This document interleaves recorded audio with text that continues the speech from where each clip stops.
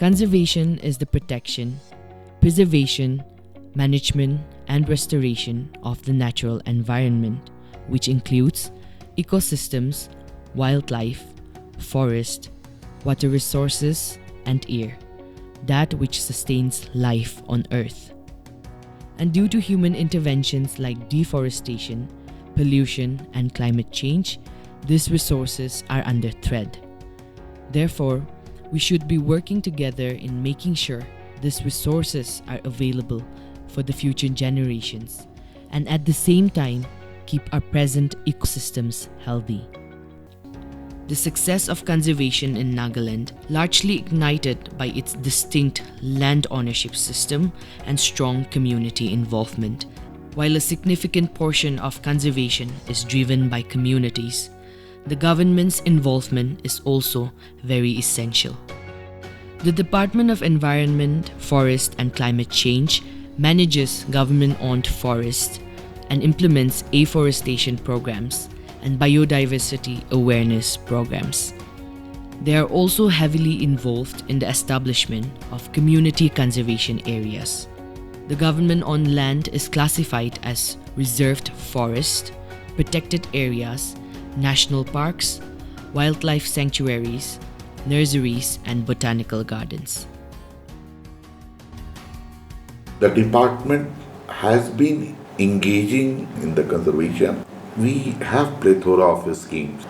Our schemes are under the state plan, where the state government is funding, and many schemes under the wildlife are funded by Government of India through Ministry of Environment, Forest and Climate Change. And besides these schemes, throughout the year, we focus on the awareness programs, what we do during the precursor to the World Environment Day, Wildlife Week, International Biodiversity Day.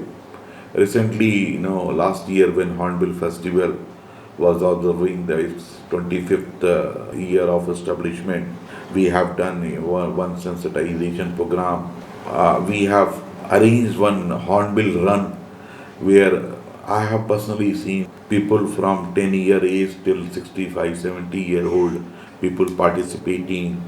And then we are also encouraging entrepreneurs to come up with alternative of the hornbill feathers which normally we are using in our traditional attire. So it is receiving wide response from the cross section of the people. Under the state plan, sometimes we are taking care of the wild fruits plantations. Also, I would like to talk about in Tanki National Park. This is the only national park within Nagaland. It is at the tri-junction of the Assam, Manipur and Nagaland. One side it is bordered by Dhanshri river. It has a rich flora and rich fauna. It is also an elephant reserve. And it is an important corridor as well. Being at the border, the issues are there in the management of this thing. Since time immemorial, there had been some settlement in and around the forest area. So those challenges are always there. The department has taken up some major initiative programs limited not only to the protected areas and other ex situ conservation centers, but also outside the protected areas for protection and conservation of saving critically endangered species and its habitats, and initiated specific species or habitats recovery programs. While the aim of the Forest Department is to protect the rich biodiversity of Nagaland, the journey is not without its difficulties. Less than 4% of the forest is with department. 96%, close to that, is in the hand of the people and the community. So the presence of the department in every nook and corner, its physical presence is not possible. Many times there are reports of the poaching and hunting in this community area or any area which is not under the control of the department. So ensuring the implementation of various provisions of acts, this is a challenge. Other challenge which department at present is facing, that of late there had been no recruitment for last few years. Of course, now we are in the process of recruitment. But in the executive staff, the forest guard is the last mile connectivity who establishes a rapport with the general public. So there in that rank, there is a shortage of almost 40%. We have to use our human resources in a very judicious manner. Then again, Nagaland shares a border with Manipur, Myanmar, Assam, and then many border areas they are porous. There are movement of the forest produce. Sometimes they are not covered by the proper documents. Since our presence is not to the required strength in certain areas, we find this a bit difficult to handle this thing. But yes, whatever resources are available with us, we are trying to live up to the expectation of the government, and we are trying to engage people in the conservation. The foremost requirement to succeed is that your intention has to be good. Second is your communication with the people. It should be seamless, and our staff should be well informed. Once my staff is well informed, the message is communicated without any obstruction. So, in order to handle these challenges, we keep on having capacity building programs on regular basis for both wings, wildlife wing and the territorial wing. Many times we also are engaging general public through our externally aided projects, and they are becoming our brand ambassador for the department. Like one thing I want to quote, that in all the Joint Forest Management Committee, we have identified one person who will take care of the forest fire. So he is our resource person in that village. These are the ways we try to handle the challenges and reach out to the people, because forest, wildlife and all these things, they are common property resources. They cannot be conserved by erecting the barricades or the fencing. You have to have the people's participation. There are many examples where people themselves, the community themselves have come forward. They had many sittings, many meetings. They have decided that this area is to be conserved. They picked up the volunteers who don't take any money. They go willingly for patrolling, and everyone has cooperated. All those community reserves, there is a ban on hunting during the breeding season. So it's not that if one village is imposing the ban, so other village, surrounding village, they also cooperate. So as a result, you can say a cluster is being developed. In Longling area, huge number of villages have come forward. In Fake also, even in Kayina, we know hundreds of examples. So seeing the involvement of the people, their dedication for the conservation, and their intention to spend from their own pocket without waiting for any assistance coming from the government, I think these are the encouraging sites. Community conservation areas are sites that are voluntarily conserved by local communities for their biodiversity values, cultural significance, and ecosystem services. Community conservation areas are the backbone of conservation efforts in Nagaland due to its distinct land ownership system.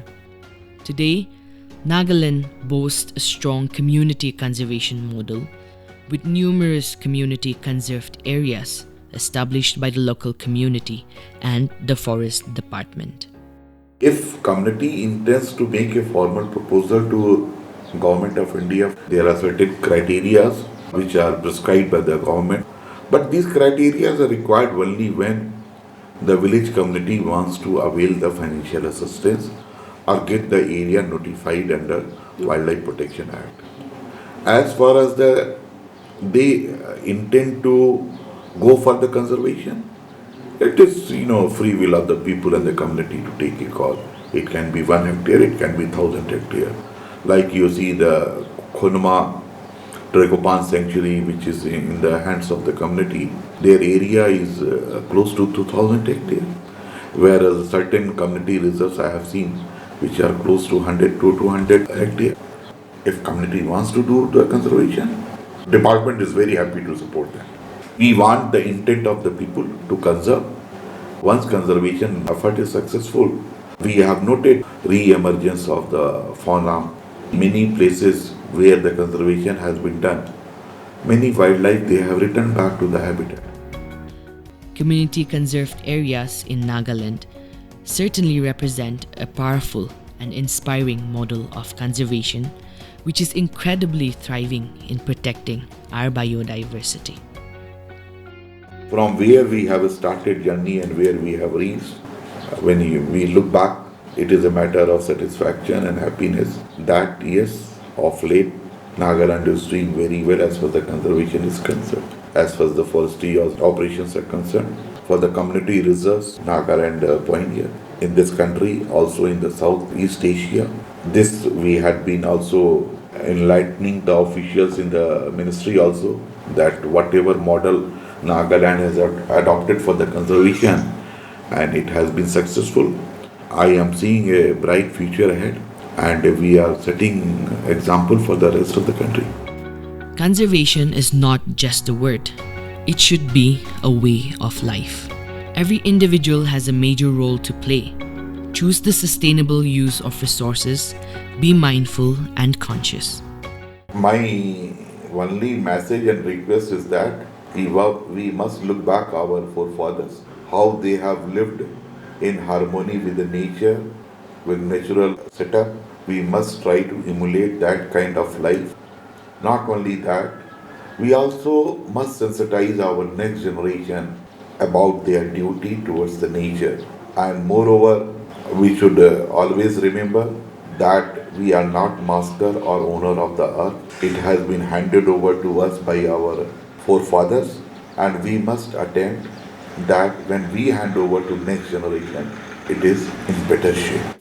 Conservation in Nagaland is not just the responsibility of a few. It is a shared mission between the government, communities, and each one of us. Let us not wait for others to act, but be the first to take a step.